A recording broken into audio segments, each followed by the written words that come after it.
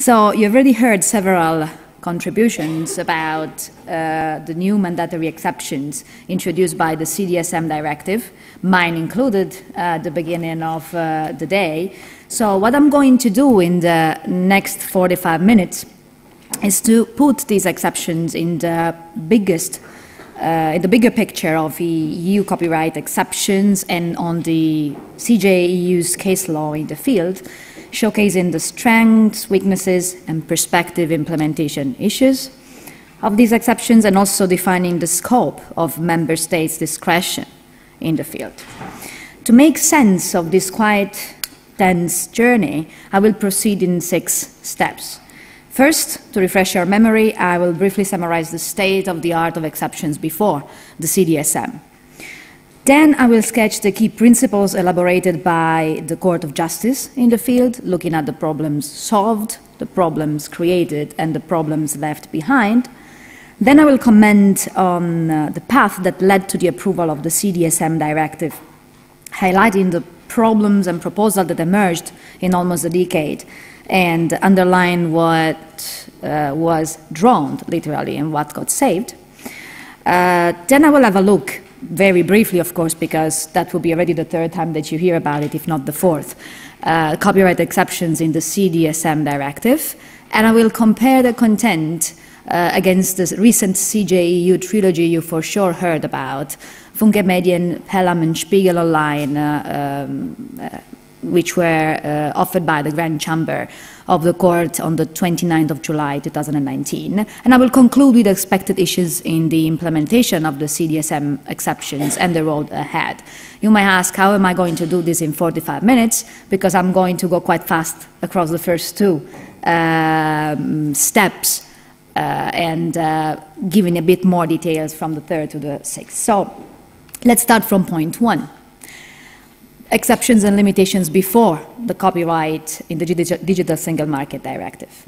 Now, the main sources from where you can find reference to exceptions are the Database Directive, mostly the InfoSoc Directive, Rental and Lending, Software, Orphan Works, and Marrakesh.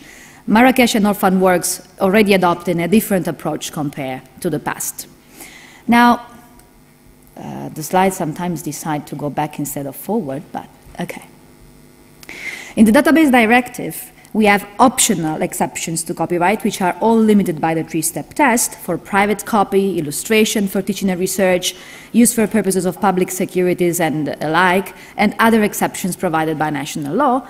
And you have optional exceptions to the sui generis right, private extraction from non-electronic databases, extraction for teaching and research, and extraction or reutilization for purposes of public security, administrative, or judicial procedure. Then it comes the InfoSoc Directive, containing only one mandatory exception on temporary reproduction, which are generally transient or incidental, and they are internal, an essential part of a technological process without any autonomous economic significance. That's the only mandatory exception. And then you have 20 optional exceptions to the right of reproduction or to the right of communication to the public, all limited by the 3-step test, and all potentially limited by technological measures of protection. Article 6, paragraph 4 provides that right holders should adopt voluntary measures in order to make sure that certain exceptions, not all of them, can still operate vis-à-vis TMPS, so that they don't hinder the exercise of specific exceptions. Now, these are I guess that you're familiar with all of them, the exceptions to the right of reproduction and the exceptions to the right of communication to the public. I'm not going to go through all of them. I will refer to some of them. We will have a look at the case law of the court. In the Rental and Lending Directive, we have one optional, once again, exception subject to remuneration, which gives the possibility to member states, it's the public lending exception, which gives the possibility to member states to decide whether to exempt from the contribution specific categories of beneficiaries in light of public interest goals. And then we have 4 limitations to related neighboring rights, all subject to the 3-step test: private use, short excerpt for reporting of current events, ephemeral fixation by broadcasting organization, and use for purposes of teaching and research. Then you have the Software Directive, first in 1991, then in 2009. Here you have exceptions that are specific just for software products: backup, use of programs by lawful acquirer, observation, study, and testing, and the compilation for interoperability. Only one which cannot be derogated by contract: the making of backup copy. All the other exceptions, as I repeat once again, apply only in the context of software, and they are particularly interoperability limited by the three-step test. We have a change in the approach from 2012 with the Orphan Works Directive. This is the first time, apart from Article 5.1 InfoSoc, that we have a mandatory exception. This mandatory exception refers to the right of reproduction and the right of making available to the public of works that are defined orphan. When is a work orphan? Where you don't have a right holder identified, or where the right holder has not been located after a diligent search that was carried out and recorded. The beneficiaries of these exceptions are publicly accessible libraries, educational establishments, museums, archives, film and audio heritage institution, public service broadcasting organization, all established in the EU. And this exception is for the purpose to digitize, index, catalog, preserve, restore, make available orphan works. So all purposes that are strictly linked to the public interest mission of the beneficiaries. The same mandatory nature characterized the exception that is provided by the Marrakesh Directive, which was together in the same copyright package with the Copyright in the Digital Single Market Directive, that provides an exception to specific exclusive rights under the Database Directive, the InfoSoc Directive, the Rental Directive, and the Software Directive for the benefit of visually impaired individuals to create accessible copies, just for beneficiary persons individually, for them if they have lawful access to the copy, or also for authorized entities authorized by national law to make accessible copy and also to communicate them, make them available to other authorized entities or to beneficiaries. Also, this exception is limited by the three-step test and by technological measure of protection. So once again, Article 6 InfoSoc comes into play, and you have a quite long list of obligations authorized entity need to undertake in order to benefit of this exception. Now, to sum up, what do you have before the CDSM? First of all exceptions are territorial, which means basically fragmentation. And the fragmentation is made even worse because you have a few mandatory but mostly optional exceptions on which you don't have harmonization, and this leads, of course, to high legal uncertainty. On the other side, particularly Article 5 provides exhaustive list of exceptions, which means that member states have limited flexibility in adapting exceptions to their particular needs. And apart from the InfoSoc Directive, you have a patchwork approach to the problem of balancing between copyright and other needs, with very much ad hoc responses to upcoming problems here and there. So you don't really have a holistic approach to exceptions and limitations. And to make the situation slightly worse, you don't have any real coordination among sources because you lack general principles, you often have different language used for same concepts, and this is something that impacts on the interpretation that can be offered by the Court of Justice, which, by the way, loves the notion of lex specialis. So where I have software directive, database directive, I apply the exception just there. General principles from the InfoSoc Directive do not apply horizontally. Now, against this background, you may understand that it's interesting to see what the Court of Justice did, how the Court of Justice navigated itself in these very difficult waters. Now, in the field of exceptions, the Court solved a number of interpretative problems indeed. However, it also created a number of them and did not manage, it would have been impossible, to be honest, to tackle them all. Due to the time available, I decided to focus only on the information society exceptions, and so on Article 5, which is in any way the area where we have most of the decisions and the most important ones. Between 2001 and 2019, we have 40 cases, 40, mentioning Article 5, having Article 5 as ground of decision. On the basis of their focus and for practicality, I grouped them in 5 groups: general principles, focus on the temporary reproduction, the only mandatory exception, focus on fair compensation for private copying, the 3-step test, and those decisions that provide an extensive reading or don't provide an extensive reading of exceptions. I will analyze some of them in more details, some others will just be a cursory look just to refresh our memory. Let's start from the general principles. Now, the first general principle that was actually proposed by the Court of Justice is that exceptions are exceptions, they are not rules, so they should be interpreted strictly. That's InfoPac, paragraph 56 and 57. Some time later, anyway, the Court specified the fact that this strict interpretation doesn't have to hamper the effectiveness of exception and should still permit the observance, so the performance of the purpose of the exception. That's Football Association Premier League, the Murphy case. In terms of discretion of member states, the Court of Justice ruled in Pioneer that when member states have discretion in implementing exceptions, they should comply not only with the 3-step test, but also with general principles of EU law, such as proportionality, so the measure should be appropriate, necessary, not compromising the high level of protection of right holders, which is the principal purpose of the InfoSoc Directive, and they should also ensure legal certainty, complying, as always, with the strict interpretation of exceptions and the 3-step test.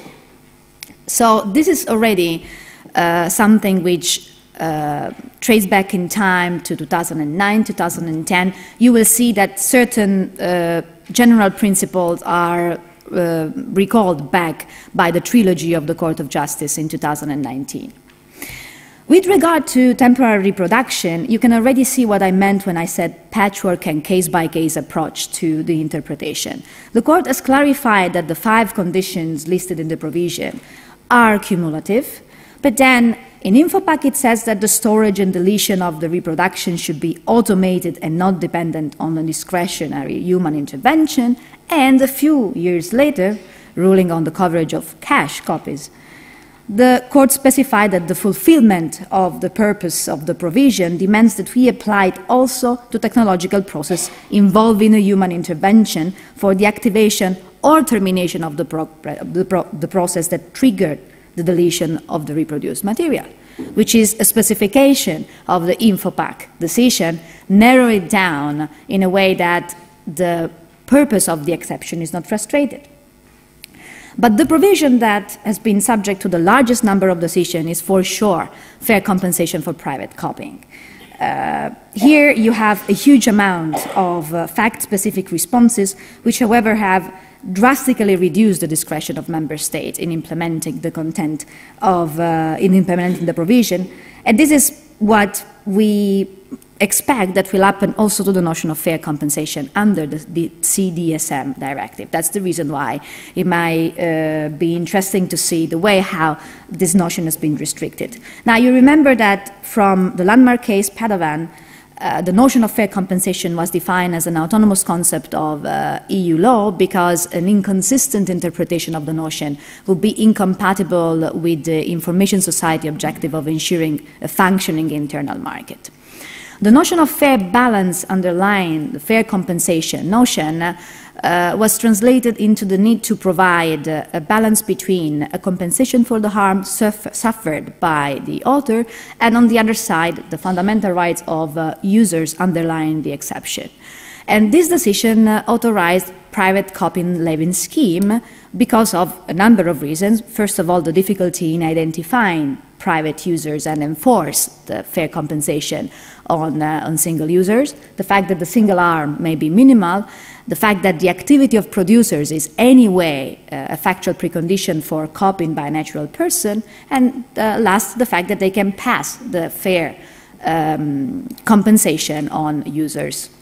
In all the cases that followed afterwards, you have an addition of one criteria after the other, narrowing down what states can do. In Stitching the Twist copy, you have the court underlining the fact that the high level of protection for right holders requires member states to guarantee the effective recovery of fair compensation. So this means that they should enforce private levy schemes also when the commercial seller of the equipment is established in a member state different than that where the purchaser resides. Then they added that the system of fair compensation shouldn't be dependent on whether the right holder has authorized or not reproduction, while it can be linked to the presence of technological measure of protection.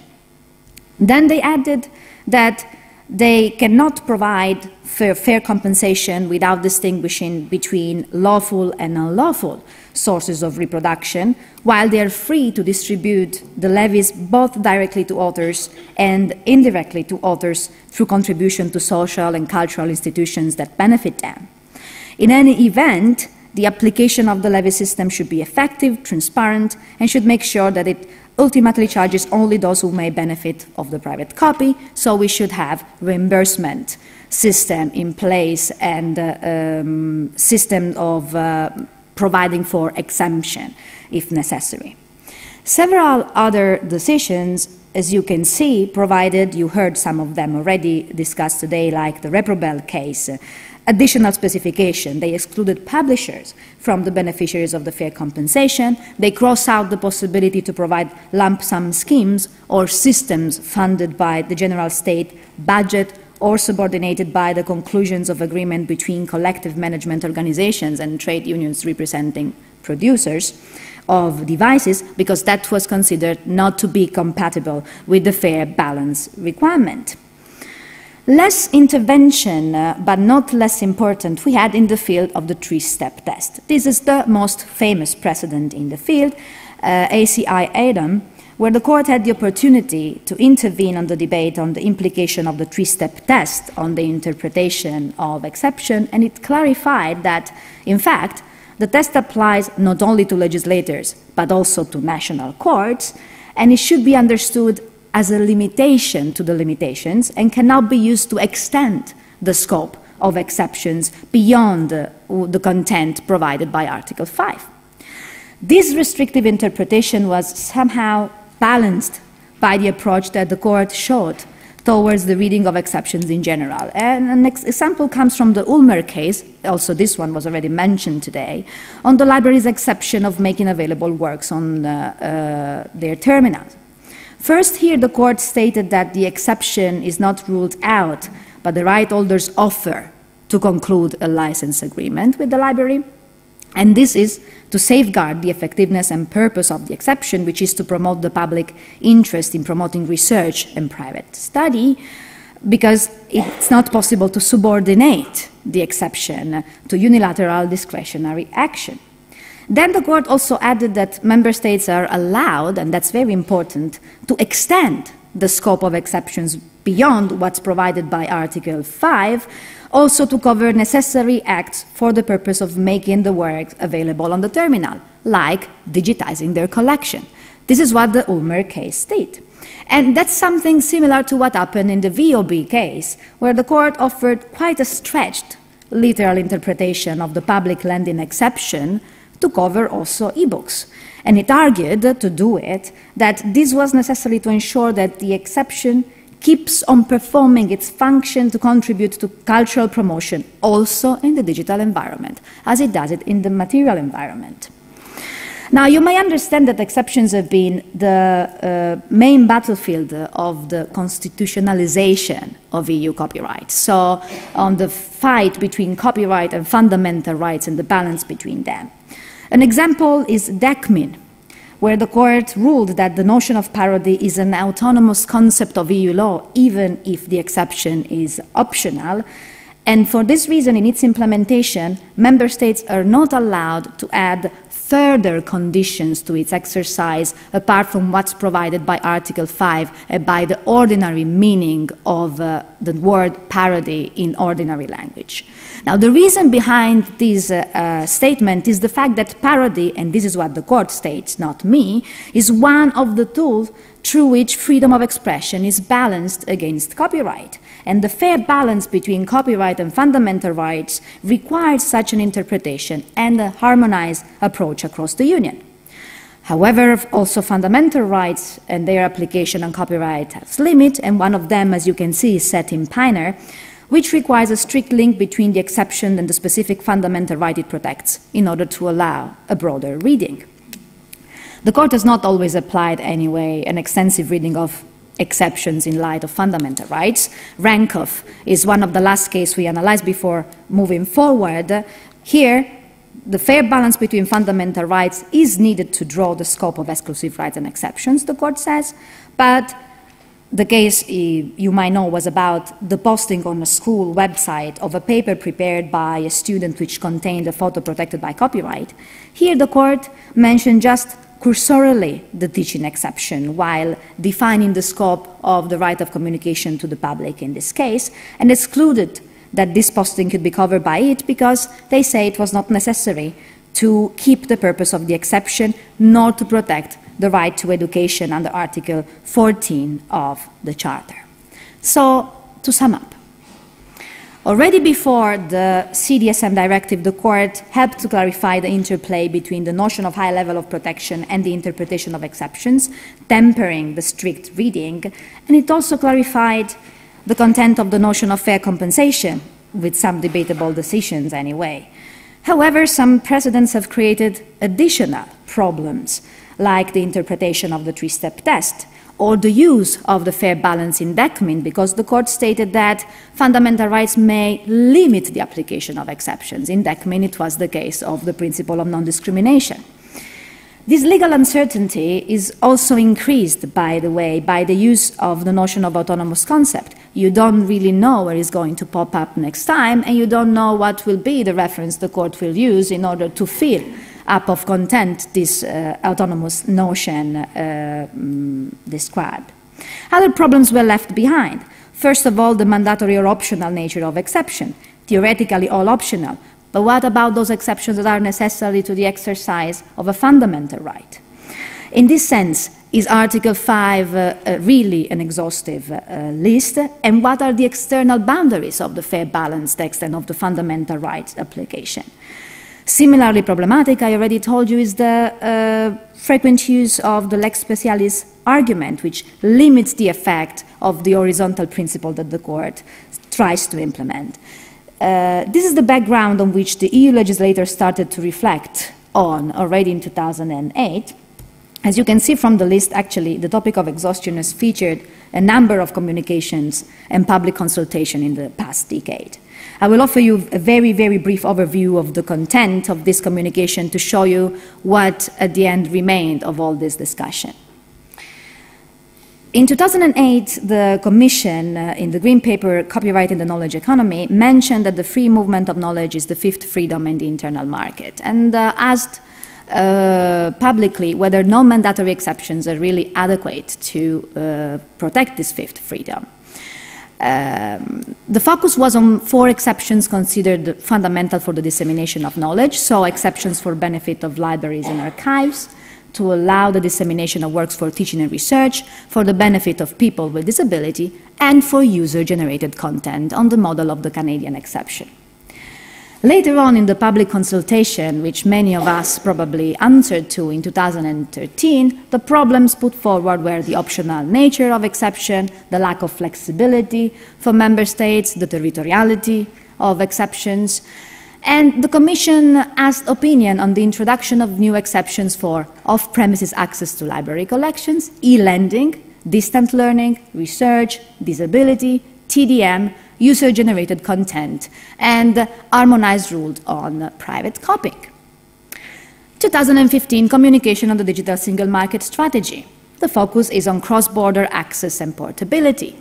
And the Commission said we need to ensure greater legal certainty for the cross-border use of content for specific purposes through harmonized exception. Here the focus is now only on research, education, and text and data mining.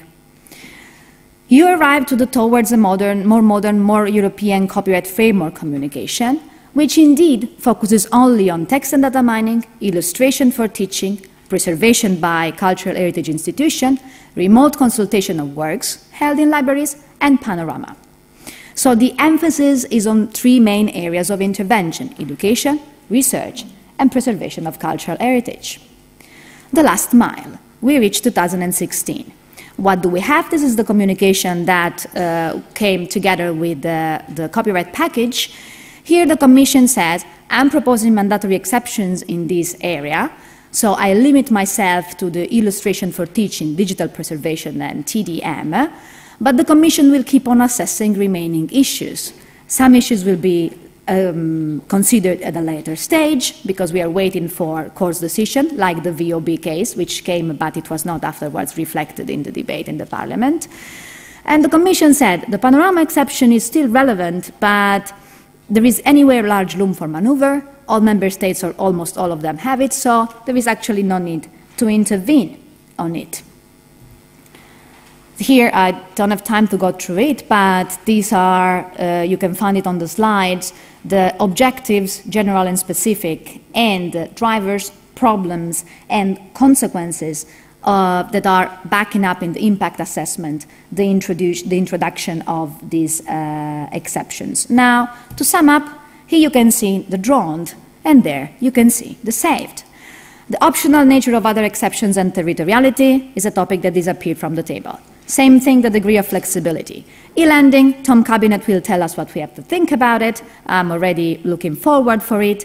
The opinion of Advocate General Spooner seems to look towards the direction of a big no, which is not really compatible with what they say in the VOB decision, but we will see what will come out of it. Freedom of panorama disappeared. User-generated content was not put forward. Same thing for remote access to digital works and collection for research purposes. I'm not talking about preservation.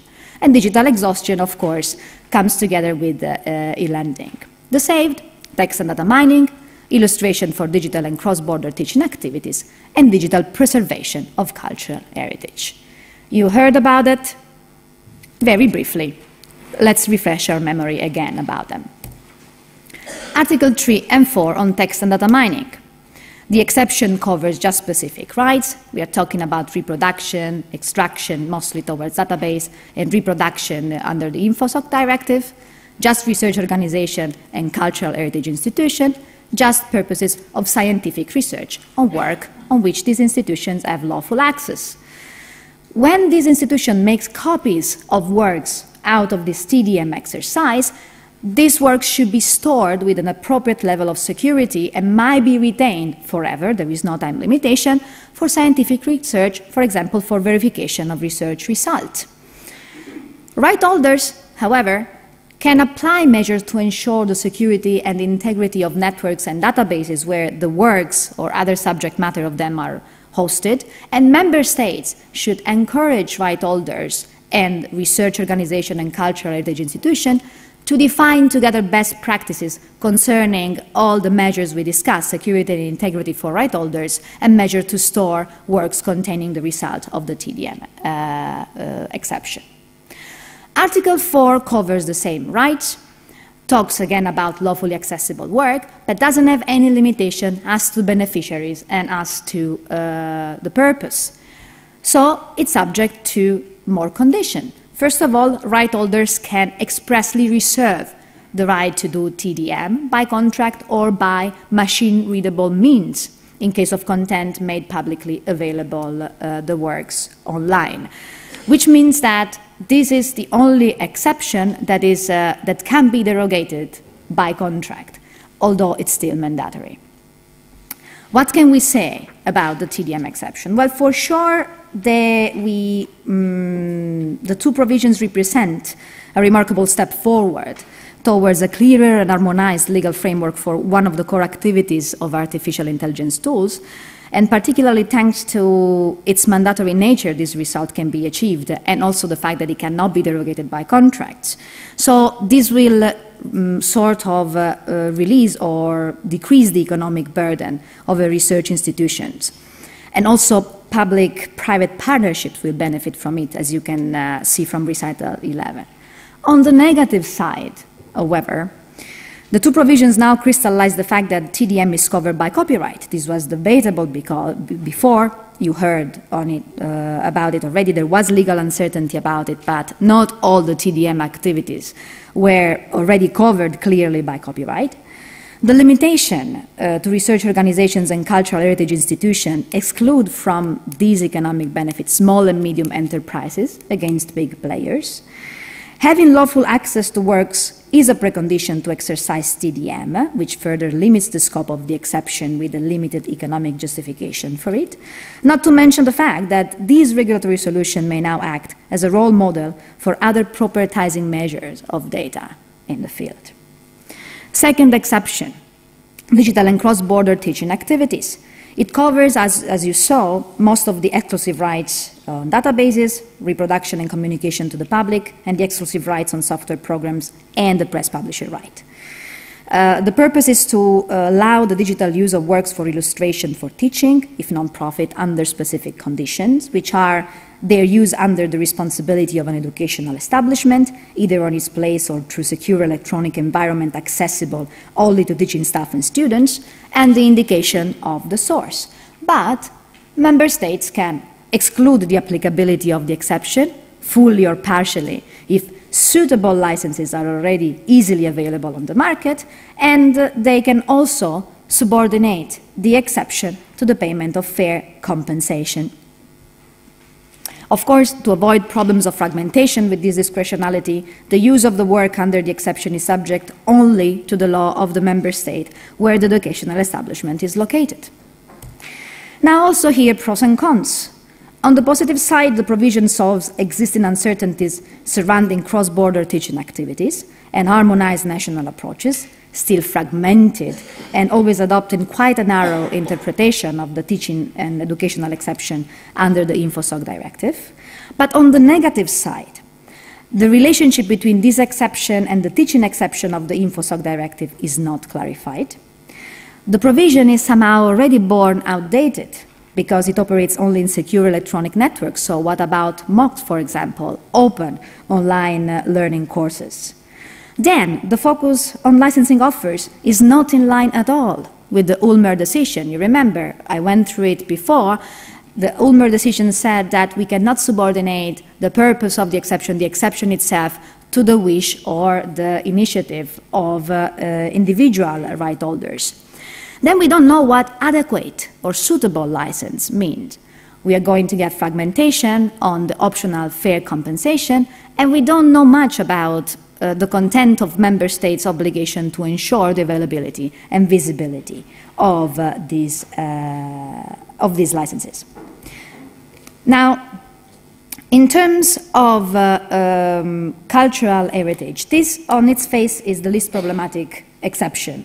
It allows cultural heritage institutions to make copies for any work that is permanently in their collection, whatever the format or the medium, for the purpose of preservation and to the extent necessary for the purpose, and this indeed crystallized the Ulmer decision, eliminates national differences in the transposition of the digitization and the making available exceptions. This results in a reduction of transaction costs for licensing, and it might even enhance cooperation among cultural heritage institutions, while making it also affordable for them to lead and directly manage instead of following preservation projects from private companies. In this way, this will also probably enhance interoperability and the development of technological standards to facilitate exchanges. But some pitfalls are still present, however. The mechanism of delegation in case of lack of resources to third parties is unclear. The definition of cultural heritage institution is not in line with the same definition we find in other directives, and the limitation to mere preservation purposes exclude the recourse to exception for the persons of other public interest objectives that are typical of the mission of cultural heritage institution and which you can find covered in the InfoSoc Directive. Now, it's very positive that Article 7 excludes the contractual derogation of exceptions, so any contractual provision contrary to the exceptions provided by Article 3, 5, and 6 shall be unenforceable, but it remains problematic, the reference to the three-step test, and even more importantly, the fact that Article 6.4 and technological measure of protection can still be applied even against mandatory exceptions. Why? Because until now, the member state mechanism and right holder mechanism of adopting measures to make sure that exceptions can stand against technological measure of protection has been everything but effective. And this we know. It was also ascertained in the impact assessment on the results of the Information Society Directive. But still, we have Article 6.4 of the InfoSoc-Directive mentioned here as well. The very last element which makes sense to mention here, outside this list, is this very important innovation, is the transformation of the quotation and parody exception into a mandatory version. But Article 17, paragraph 7, seems to limit it only to the liability of online content sharing service provider and to the benefit of users of these services. And this seems to be quite clear from Recital 70 of the directive that clarifies that the meaning of the provision is that the users who upload or make available content for specific purposes of quotation, criticism, review, parody, etc., is fundamental to strike a balance between different fundamental rights protected by the Charter. And the conclusion is that those exceptions and limitations should be made mandatory in order to ensure that users receive uniform protection across the Union. But this basically means that those exceptions, which are provided under the Information Society Directive, now become mandatory, but only in the context of Article 17. Whatever the answer might be, it's clear that the directive takes a resolute stance on the effects of the interplay between copyright and fundamental rights, which is an argument that engaged also the Court of Justice intensively and culminated, as I said, in 3 parallel answers to 3 referrals coming from the Federal Supreme Court of Germany, given by the Grand Chamber on the 29th of July 2019, Funke Medien, Pelham, and Spiegel Online. Now, I will, of course, focus only on the responses the 3 cases gave in the field of exceptions and limitation and in the interplay between copyright and fundamental rights. Otherwise, those are quite long and interesting decisions also for other purposes. Now, in Funke Medien, the Grand Chamber ruled that the scope of member states' discretion in the transposition of specific exceptions under Article 5, paragraph 2 and 3 must be determined on a case-by-case basis. And this means that we don't have a full harmonization of the scope of exceptions in the EU, and this is quite striking if you compare it to the fact that exclusive rights are considered to be fully harmonized and autonomous concept. This is what the Funke Medien decision says. But even if member states have discretion in the implementation, Funke Medien says that this discretion is limited by a number of factors. Which one? The content of the exception, the general principles of EU law, including proportionality, the objective of the Information Society Directive, high level of protection and the proper functioning of the internal market. But this still needs to ensure the effectiveness and it needs to safeguard the purpose of exception, as we already read in the Football Association Premier League case. In this exercise, another limitation comes from the 3-step test, and the last one comes from the fair balance of fundamental rights under the Pro Musica doctrine. So member states need to ensure that they strike a fair balance between copyright and fundamental rights when they implement exceptions. What's interesting also in the Funke Medien case is that the court is clear in stating that Article 5 attributes rights to users, so exceptions equal to rights of users as opposed to right holders. And the court is also clear in stating that the effectiveness of exceptions should be particularly safeguarded when their aim is to protect fundamental rights and freedoms. In the second decision, Pelham, the court reiterated that the list provided by Article 5 is to be deemed exhaustive.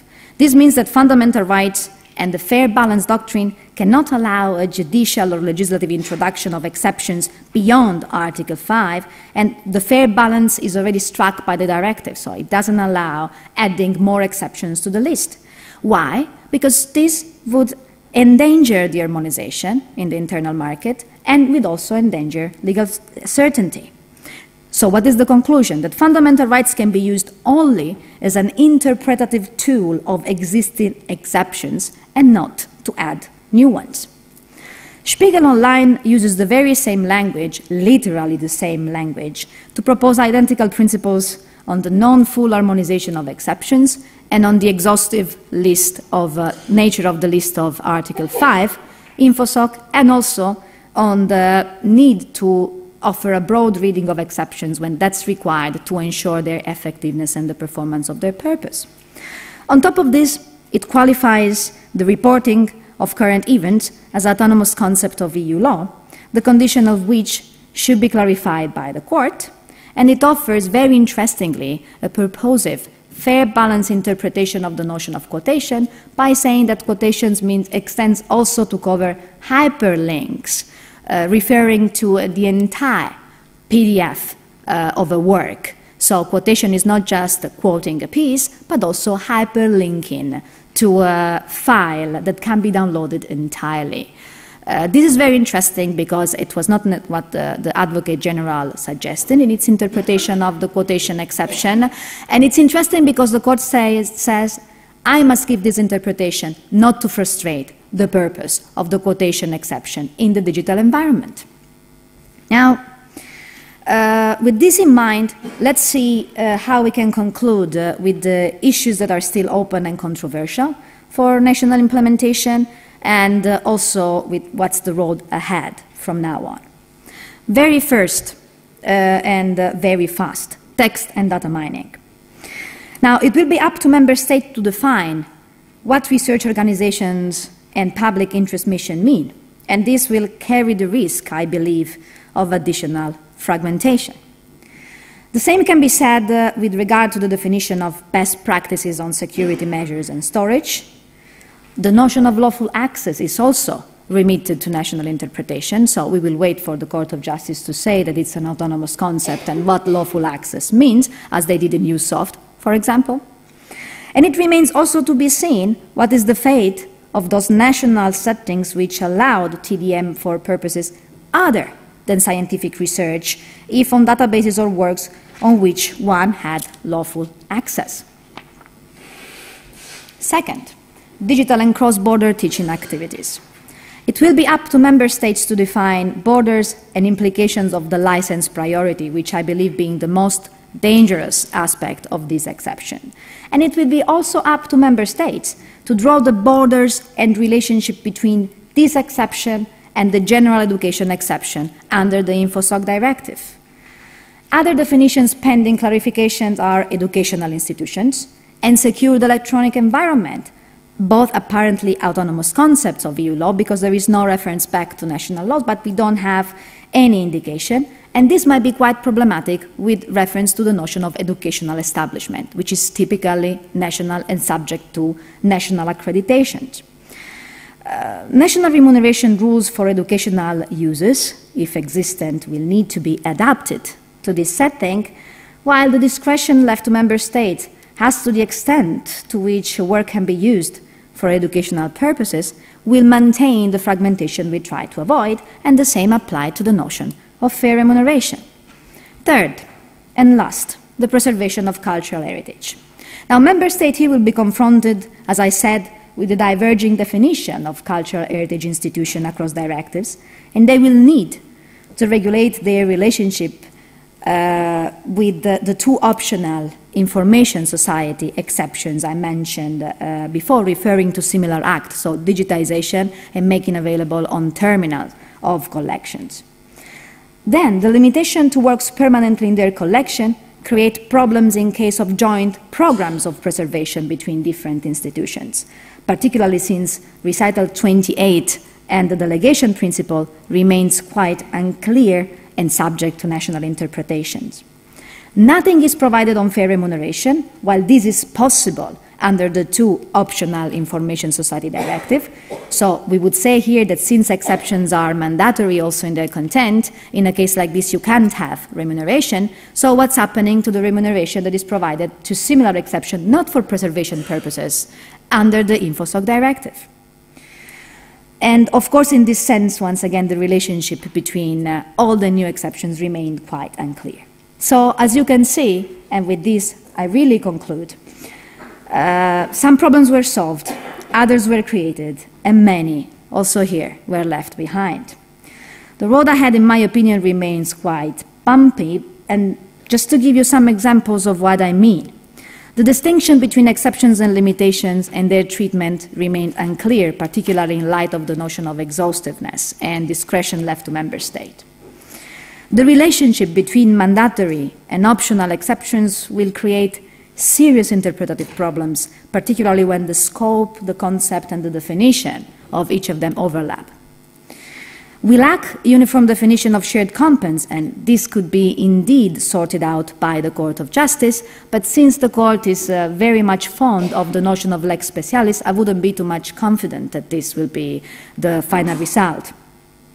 The application of the three-step test at a judicial level will have for sure a negative impact on legal certainty and harmonization, which is something that contradicts the purpose of mandatory exceptions. We will also need clarification on the interplay between EU-wide mandatory exception and state-based measures adopted to make sure that right holders do not hinder their exercise by imposing technological measures of protection. It still needs to be seen what will happen to the DECMIN doctrine that sees fundamental rights limiting exceptions at a judicial level when they conflict with the exercise of the exceptions. What happens if a fundamental right conflicts with a mandatory exception in its application? And last but not least, we will need to see what will happen with the interplay between internal market needs, so to have non-fragmentation and mandatory application of exceptions as they are reported in the directive, and the need to implement them according to a fundamental rights-oriented interpretation. So the Court of Justice is just at the very beginning of their work. Probably they believe that with this trilogy they will save themselves from facing the interplay between copyright and fundamental rights for a while. Most probably with the copyright in the Digital Single Market Directive, they will need to restart the work from scratch as they did after 2001. That's enough, I believe. I robbed your patience already for quite a long while with a huge amount of information. I very much look forward to hear your comments and questions on these very initial thoughts about the new CDSM exceptions. Thank you very much.